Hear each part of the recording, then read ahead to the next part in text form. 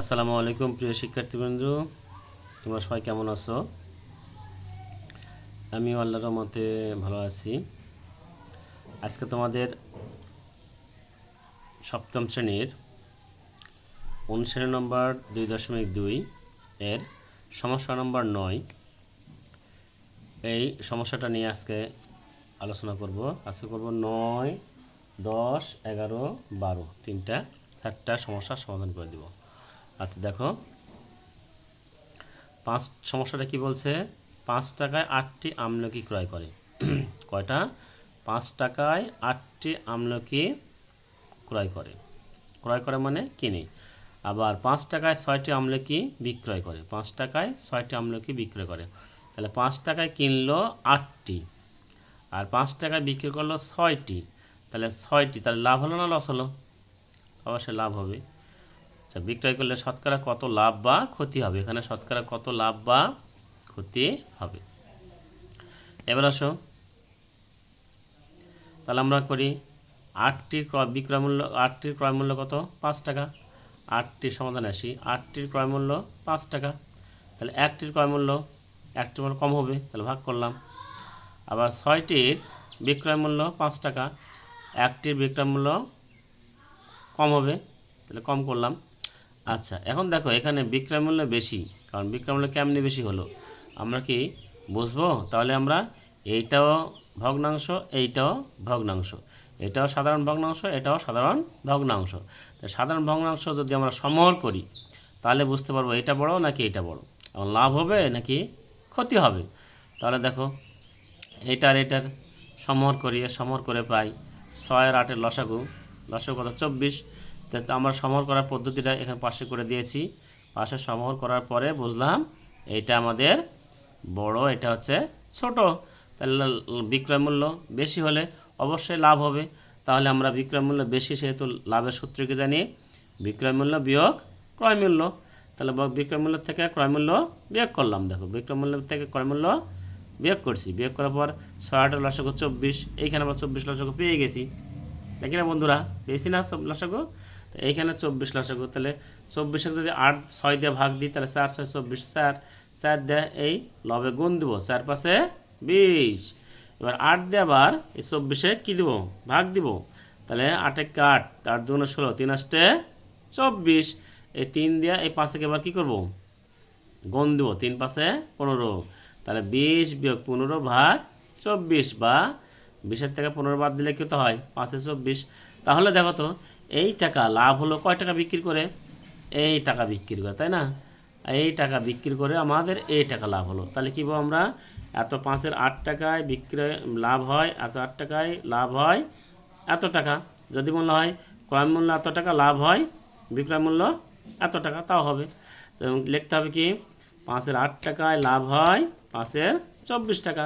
অর্থাৎ 1 টাকা লাভ হয়। দেখো, এখানে একটা বিষয় আছে, যখন আমি এইটার নিচে এইটা দিব, সেটা মানে কি? এইটা মানে কি? 5 টাকায় লাভ হয় এত টাকা, তাহলে 1 টাকায় লাভ হয় মূলত এইভাবে লেখা, 5-এর 24 ভাগ 5-এর 8। এটা যদি আমরা উল্টা দিই, এটা ঠিক থাকে, 5-এর 24 ঠিক থাকে, গুণ 8 উপরে যায়, নিচে 5 আসে। ঠিক কিনা বন্ধুরা? হ্যাঁ, তুই বুঝতে পারিস? তাহলে এইখানে এইটা আমরা সরাসরি লিখেছি। কি লিখলাম? সরাসরি 1 টাকায় লাভ হয়, 8 উপরে লাগাইছি, আর 5 নিচে নামাইছি। ঠিক আছে না? তাহলে দেখো তো, অতএব 100 টাকায়, শতকরা যেহেতু বলছে, শতকরায় বললে 100 টাকায় লাভ হয়। অতএব যেহেতু 100 টাকায় লাভ হয়, তাহলে কি 100 উপরে গুণ হয়ে গেছে। তাহলে দেখো তো, এই 5 কাটলো, 3 × 8 = 24, তাহলে 103 এত টাকা আমাদের লাভ হয়। এখন বলি যে 100 টাকা যেহেতু বের করছি, আমরা ডাইরেক্ট শতকরায় এটা পূর্ণ ভাঙাবো। পূর্ণ ভাঙলে কী হয় দেখো তো, 100 যদি আমরা 3 দিয়ে ভাগ দিই, তাহলে কি হয়? 3 × 3 = 9, হাত থেকে 1 0, আবার 3 × 3 = 9, তাহলে কত? 1। তাহলে কি হবে?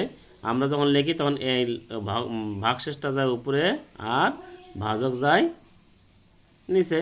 তাহলে 33 × 1 = 3 টাকা বা পার্সেন্টেজ। ঠিক আছে বন্ধুরা, বুঝতে পেরেছ? আচ্ছা, তারপরের অঙ্ক 10 নম্বর সমস্যাটা কি বলছে দেখো। 10 নম্বর সমস্যা বলছে, একটি গাড়ির বিক্রয় মূল্য, একটি গাড়ির বিক্রয় মূল্য কি বলছে? একটি গাড়ির বিক্রয় মূল্য, আগে প্রশ্নটা পড়ি আমরা। একটি গাড়ির বিক্রয় মূল্য গাড়িটির ক্রয় মূল্যের কত 5/4 অংশের সমান, শতকরা লাভ বা ক্ষতি নির্ণয় করে। এখানে বলছে কি গাড়িটির ক্রয় মূল্য কত, বিক্রয় মূল্য কত, আমরা কি জানি?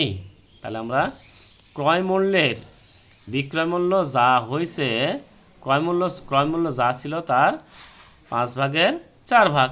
তাহলে মনে করি বা ধরি বিক্রয় মূল্য কত, ক্রয় মূল্য কত ছিল 100 টাকা। তাহলে ক্রয় মূল্য যদি 100 টাকা হয় তাহলে বিক্রয় মূল্য 100 এর এত ভাগ এত টাকা, ঠিক কিনা? এখানে ক্রয় মূল্য অপেক্ষা বিক্রয় মূল্য কম, তাহলে বিক্রয় মূল্য কত 80 টাকা। ক্রয় মূল্য অপেক্ষা বিক্রয় মূল্য কম, তাহলে ক্রয় মূল্য ধরলাম কত 100 টাকা, তাহলে বিয়োগ করো 20 টাকা, অর্থাৎ 100 টাকায় ক্ষতি হয় কত 20 টাকা। তাহলে আমাদের 20%, যেহেতু 100 টাকা আমরা ধরে নিছি, তাই না বন্ধুরা? 100 টাকা যেহেতু আমরা ধরে নিছি, সেহেতু আমরা সেখানে কী করব, এইখানে আমরা যেহেতু 100 টাকা ধরে নিছি আমরা পার্সেন্টেজ বের করব। আবারও দেখো সবচেয়ে সোজা, কঠিন নয়, খুব কঠিন নয়, পানির মতো কঠিন, পানির মতো কঠিন। কী অঙ্কটা? পানির মতো কঠিন। দেখো একটি গাড়ির বিক্রয় মূল্য গাড়িটির ক্রয় মূল্যের 5/4 অংশের সমান, শতকরা লাভ বা ক্ষতি নির্ণয় করো।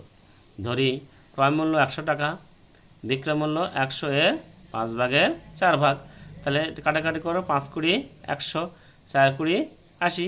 তাহলে এখানে ক্রয় মূল্য অপেক্ষা বিক্রয় মূল্য কম, তাহলে যেহেতু ক্রয় মূল্য অপেক্ষা বিক্রয় মূল্য কম সেহেতু আমাদের ক্রয় মূল্য থেকে বিক্রয় মূল্য বিয়োগ করতে হবে। তাহলে বিয়োগ করলাম কত 20 টাকা। এই 20 টাকাই হচ্ছে আমাদের কি 20%, এটা হচ্ছে আমাদের উত্তর, ঠিক আছে? এবার আসো 11 নম্বর, আসো 11 নম্বর সমস্যায় আসো। একটি দ্রব্য 400 টাকায় বিক্রয় করলে ক্ষতি হয়, যত ক্ষতি হয়, একটি দ্রব্য 400 টাকায় বিক্রয় করলে যত ক্ষতি হয় 480 টাকায় বিক্রয় করলে তার 3 গুণ লাভ হয়। দেখেছো কী বলছে এখানে? একটি দ্রব্য 400 টাকায় বিক্রয় করলে, 400 টাকায় বিক্রয় করলে যত ক্ষতি হয়, কত ক্ষতি হয় আমরা জানি না। আবার 480 টাকায় বিক্রয় করলে 3 গুণ লাভ হয়। ও বাবা রে বাবা, 3 গুণ লাভ হয়। তাহলে এখান থেকে ক্রয় মূল্য বের করা যাবে, দ্রব্যটির ক্রয় মূল্য কত। তাহলে একটি দ্রব্য 400 টাকায় বিক্রয় করলে যত ক্ষতি হয়, কত ক্ষতি আমরা জানি না। তাহলে ধরি ক্ষতির সমান ক টাকা, হ্যাঁ, ক্ষতির ক্ষেত্রে তাহলে এইটার থেকে এত টাকা বিক্রয় করলে, তার মানে এত টাকা বিক্রয় করলে কত ক্ষতি হয়, ক টাকা ক্ষতি হয়। তাহলে ক্রয় মূল্য কি, এর সাথে যদি ক যোগ করি তাহলে আমরা ক্রয় মূল্য পেয়ে যাবো, ঠিক কিনা শিক্ষার্থীবৃন্দ? তাহলে যোগ করলাম। আবার 480 টাকায় বিক্রয় করলে তার 3 গুণ লাভ হয়। তো 480 টাকা বিক্রয় করলে বিক্রয় লাভ হয়, লাভ হয় কত টাকা, কত টাকা 3 গুণ 3 ক টাকা। তা লাভে ক্রয় মূল্য, তাহলে 480 লাভে ক্রয় মূল্য 480 বিয়োগ এই 3 ক, তাহলে 3 গুণ যেহেতু লাভ হয় তাহলে ক্রয় মূল্য পেয়ে যাবো আমরা, 3 গুণ বাদ দিই। তাহলে দেখো এইটা সমান এটাও ক্রয় মূল্য বের করছি আমরা, এটাও ক্রয় মূল্য বের করছি। তাহলে এইটা সমান এটা লিখতে পারি না, হ্যাঁ লিখলাম। দেখো ক সমান কত 20 টাকা, কত বললো? দেখো 480 প্লাস ক, 480 মাইনাস 400 প্লাস ক যোগ ক, আর 480 বিয়োগ 3 ক। তাহলে কগুলো এক দিয়ে করে নিই, এক দিয়ে করে নিলাম, যেহেতু সংখ্যা এগুলো, তাই না? এগুলো যেহেতু সংখ্যা এক দিয়ে করে নিলাম, আর সংখ্যাগুলো এক দিয়ে করে নিলাম। তাহলে 3 এর 4 ক, আর বিয়োগ করলে 80। তাহলে ক সমান এই পাশে গুণ আছে, এই পাশে গেলে ভাগ হয়। তাহলে ক সমান 20 টাকা। আমরা পেলাম কত, ক সমান 20 টাকা। তাহলে আমাদের ক্ষতি সমান কত 20 টাকা। তাহলে এবার দেখো ক্ষতির সমান যদি 20, অতএব ক্রয় মূল্য কত হবে 400 যোগ 20, 420 টাকা। তাহলে 420 টাকা। তাহলে দেখো এখানে সবচেয়ে মজার বিষয়, 420 টাকাতে ক্রয় করলো আর 480 টাকা বিক্রয় করলে 3 গুণ লাভ হতো। তাহলে কি 20 গুণ 3, 3 করে 60 টাকা, 60 টাকা আর এই 20 টাকা 80 টাকা। প্রশ্ন ঠিক আছে না? উত্তরও ঠিক আছে না? আমরা পারছি কিনা বুঝতে পারছি কিনা? পারছি না? অনেক ধন্যবাদ। বলছে 12 নম্বর সমস্যা, পরের অঙ্ক আসো দেখো। এবার হচ্ছে একটি ঘড়ি 625 টাকায় বিক্রয় করলে 10% ক্ষতি হয়, 625 টাকায় বিক্রয় করলে 10% ক্ষতি হয়। তাহলে কত 10% বলতে 100 টাকায় ক্ষতি হয় 10 টাকা। তাহলে কত টাকায় বিক্রয় করলে 10% লাভ হবে? ওই ঘড়িটা আবার যদি তুমি কত টাকায় বিক্রয় করলে 10% লাভ হবে, তাহলে বলছে এখানে সোজা দেখো 10% ক্ষতিতে বিক্রয় মূল্য, তাহলে 100 বিয়োগ 10, বা 90 টাকা। 90 টাকায় বিক্রয় মূল্য হলে ক্রয় মূল্য 100 টাকা। একটা ব্যয় কত? এই 625 টাকা কত, ঠিক কিনা? 625 টাকা। তাহলে কি কয়, এই শূন্য কেটে দাও, তাহলে এটা গুণ এইটা, তাহলে কি হলো 625 যোগ এর শূন্য গেলে 6250 ভাগ 9, এত টাকা, ঠিক আছে না? এবার 10% লাভে, 10% লাভে বিক্রয় মূল্য 100 যোগ 10, তাহলে 110 টাকা। তাহলে 10%, এবার বলছে আমাদের প্রশ্নের মধ্যে কী আছে, 10% কত টাকায় বিক্রয় করলে 10% লাভ হবে, কত টাকা বিক্রয় করা, তাই না?